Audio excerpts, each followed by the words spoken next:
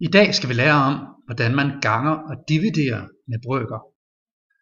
Det første vi skal arbejde med er at gange med brøker. Læringsmålet er, jeg kan gange en brøk med et helt tal. Det første vi skal lære er, hvordan man ganger et brøk med et helt tal ved at lægge den samme brøk sammen flere gange. Vi kan for eksempel have brøken 2/8, som vi vil gange med 3.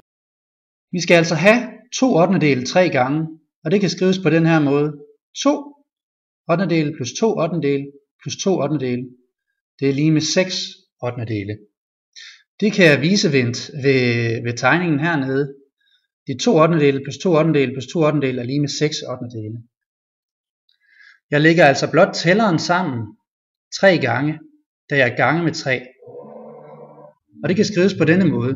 2 plus 2 plus 2 er lige med 6 i tælleren. Nævneren den beholder vi. 6/8. Men at gange en brøk med et helt tal kan gøres på en meget simplere måde.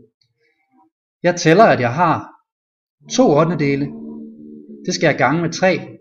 Derfor kan jeg sige 2/8 en gang her, en gang her og en gang her.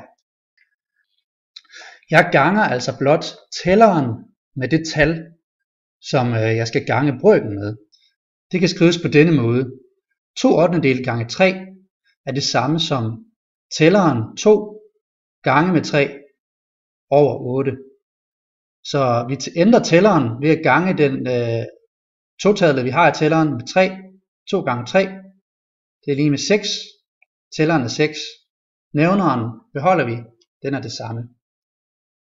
2/8 gange med 3 giver altså 6/8. Det vi skal lære nu er hvordan man dividerer en brøk med et helt tal. En måde man kan dividere en brøk med et helt tal er ved at ændre på tælleren.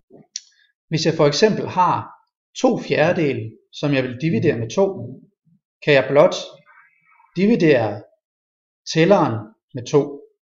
Det kan I se hernede. 2/4 dividerer med 2. 1/2, det dividerer jeg med 2, så har jeg kun 1/4 tilbage. Derfor kan jeg dividere tælleren 2/4 med 2 ved at sige tælleren 2 divideret med 2. Nævneren er den samme. Derfor får jeg at 2/4 divideret med 2 giver 1/4. Men man kan også dividere en brøk med et helt tal ved at ændre på nævneren. Nogle brøker kan vi nemlig ikke dividere med et helt tal oppe i tælleren, fordi vi på den måde vil få et decimaltal oppe i tælleren.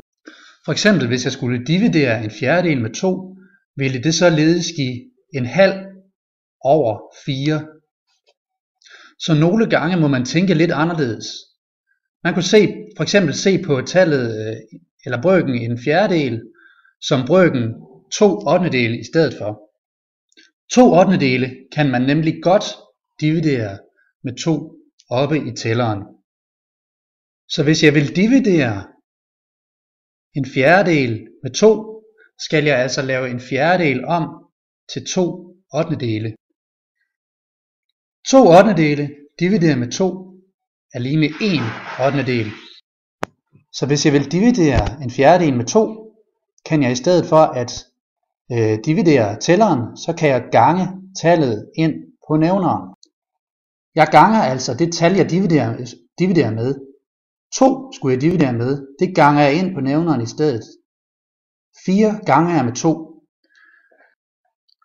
Tælleren, den beholder jeg, så den bliver bare 1. Men jeg gør altså tallet halvt så stort ved at gøre nævneren dobbelt så stor. Jeg har altså taget 1/4, som vi kan se heroppe, den har jeg lavet om til 2/8. Når man har lavet den om til 2/8, så kan man dividere med 2. Og derpå kan man få tallet 1/8. 1/4 divideret med 2 er altså 1/8. Nu har jeg altså hørt om, hvordan man ganger en brøk ved at lægge den samme brøk sammen flere gange. Jeg har hørt om, hvordan man ganger en brøk ved at gange tallet ind på tælleren. Jeg har hørt om, hvordan man dividerer en brøk ved at ændre på tælleren. Og så har jeg endelig hørt om, hvordan man dividerer en brøk ved at ændre på nævneren.